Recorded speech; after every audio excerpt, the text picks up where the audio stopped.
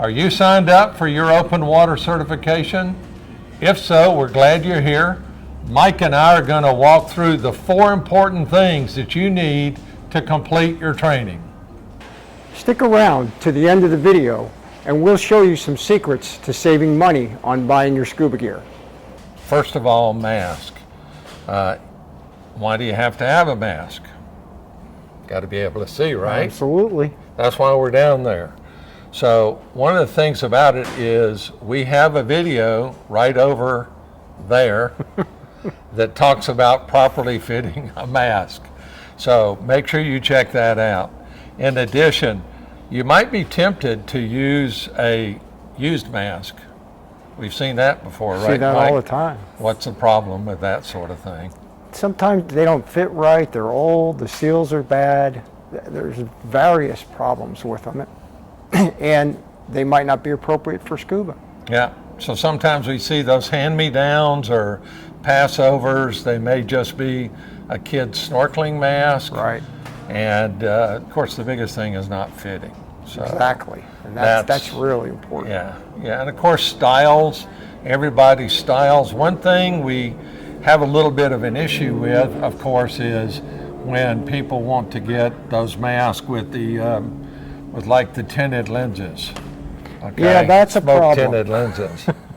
As instructors, we want to see the students' eyes because we're really reading their body language through their eyes. Right. I mean, we can see how they look, and they all look marvelous down there, but we can't see how they feel. And when we see their eyes bug open or we see that their eyes are relaxed, then that's how we tell how they're doing down there, right? Absolutely. Okay. As far as mask goes, that's a real important fact for us. Now for the second item that you're going to need, Mike, snorkels. Tell us a little bit about snorkels. Why do we need them? Well, it's a good thing to have to preserve your air. So if you're on the surface and you want to put your face down, you don't want to hold your breath. Right. Just put that snorkel in your mouth, huh? Right. Okay. Now, I noticed that your snorkel end looks different from mine. Yeah, they're a little different. This one is open on the end, and that one has, and you can even hear it if you shake it, there's a little flap valve on the end that will help keep it semi-dry. So when you go down under the water, that flap closes and helps prevent water from getting in the top of the snorkel. Now, I'm guessing this is where we connect it to the mask, right? Yep. What's the key to attaching it to the mask? The key to this, and everybody asks me that when we're teaching, is to get the holder over both straps in between the buckle on the frame of the mask and the strap holder behind it. Okay, it goes on the left side, right? Correct, on the left side. Drag around to the right, snorkel on the left side.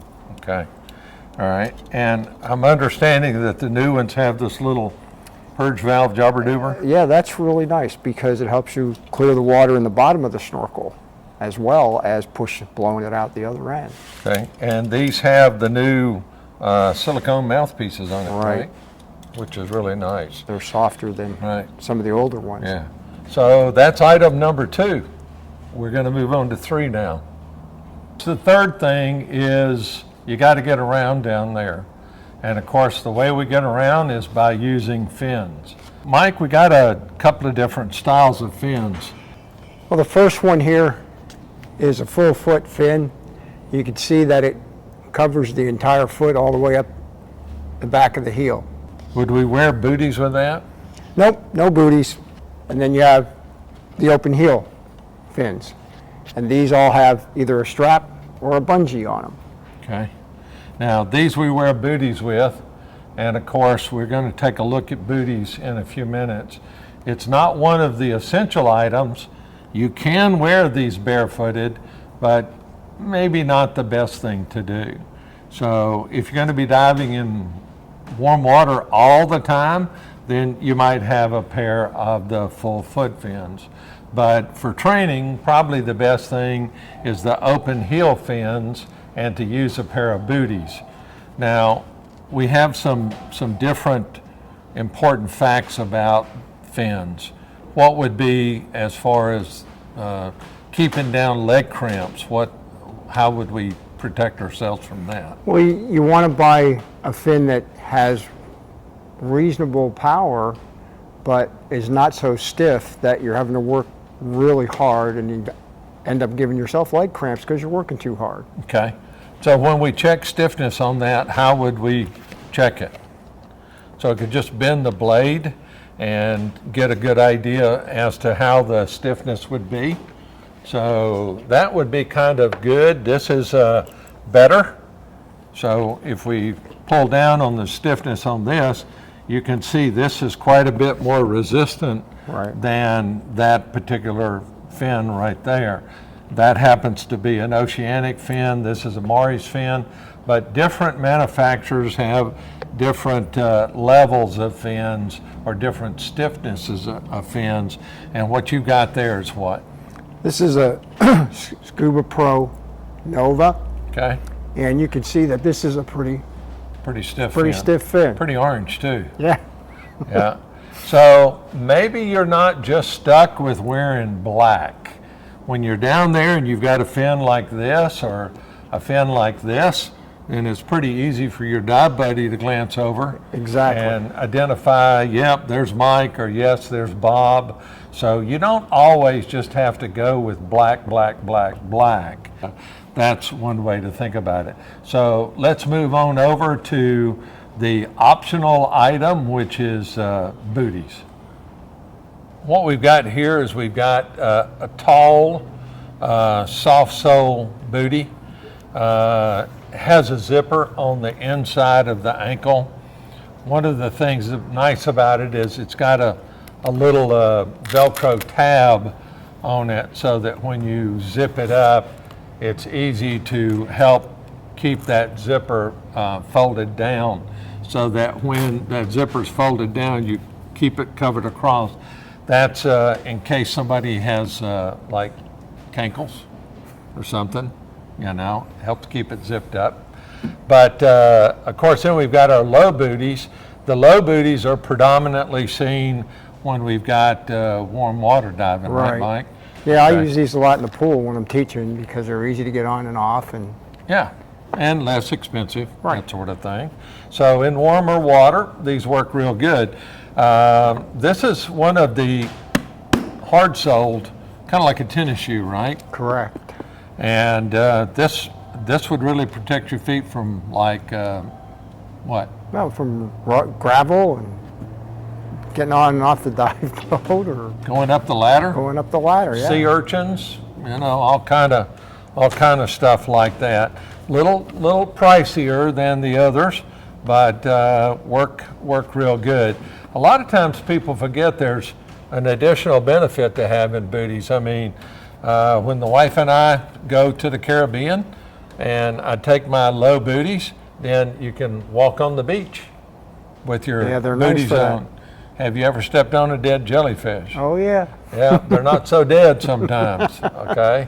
And so it really makes it, you could use them for kayaking, stand-up paddleboard, a lot of different things, right? It's like having a pair of water shoes. Yeah, exactly, except they keep your feet a little warmer, which is really nice. That fourth item that's so important, and we'll show you that in a second. Mouthpieces, right? Yep. So why the heck do we want to change out or have people have their own personal mouthpieces?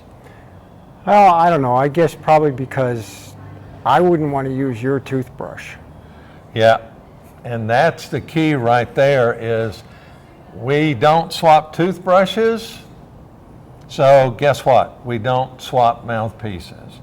And the beauty is once you're done with the mouthpiece, it's yours.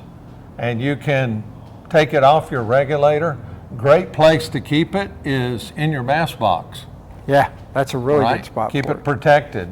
So, Mike, let's take a look at the mouthpieces that we got here. That first one there, the blue one, that's known as a Secure. This is probably the most expensive of the bunch. And it's a moldable mouthpiece, which means you're going to take that mouthpiece hold it by the yellow spacer that Mike's got, or by the little chain, and you can dip it down into hot water, just read the instructions, and then put it in your mouth, shake the hot water off of it, of course, put it in your mouth, bite into it, and it forms to your mouth. Now, we've got a black one here.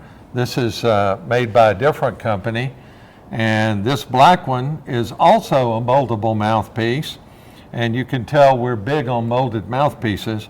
And a lot of times people don't realize the benefit of a molded mouthpiece is that when you've got it in your mouth, there's very little effort to keep the regulator in your mouth. Right. I don't have to bite as hard as I used to, and I found that after I started using a molded mouthpiece that the other ones are uncomfortable to me. Yeah. And it's one of these things people don't realize is that on this other one, which is a basic mouthpiece that normally comes on all of these regulators, pretty much a similar version. And so on this other one, it's got a shorter bite range on it. And in addition, because it's got a shorter bite range on it, you're having to bite on it with your teeth, and a lot of times people actually find it's harder to equalize when you're clamping down your teeth. That's true. With this particular mouthpiece. It's a little easier when you use the other ones. Now, we've got a little item here that looks like a little black worm. This is a zip tie, and of course, folks, it's extremely important that you new scuba divers learn how to secure your mouthpiece on your regulator. You don't want to put a mouthpiece on, not secure it, and then you're down there diving, turn your head real quick, you've got the mouthpiece in your mouth and the regulators floating away from you. Kind of makes it tough to breathe down there. So folks, we've had a great time going over these 4 important items. We told you a little bit about that we were going to give you a little secret about how to save money, and I'll let Mike describe that. Well, the secret we talked about is bundling or packaging, so that when you go to the dive shop to pick up your gear, buy your equipment pieces together in a package, because you might get the advantage of better pricing by using a package or a bundle, and you can mix and match the pieces to fit what it is that you're interested in. And that's the beauty with Diver Supply. If you saw the fins and the mask and the snorkels we were looking at, a lot of different brands there. You might not be one of those people that has to have the same color, the same brand. I'm a little dyslexic about my dive gear. Diver Supply allows you to put that together and to make a bundle, or better known as a package. And when you do that sort of thing, you can get other benefits, like maybe getting extra discounts on dive bags. Yeah, that's a good piece of equipment to have too. Take a look at the other videos that we've got here on the channel. You're going to see videos about how to mold them. We've got videos on specific, like fitting the mask, fitting fins, different computers and things like that. So we have a great resource for you divers out there to come and use our information, use our knowledge to increase your safety in your diving. And your comfort. Mike, appreciate it, buddy, as always. Had fun? Yeah, and we'll see you folks in the next video.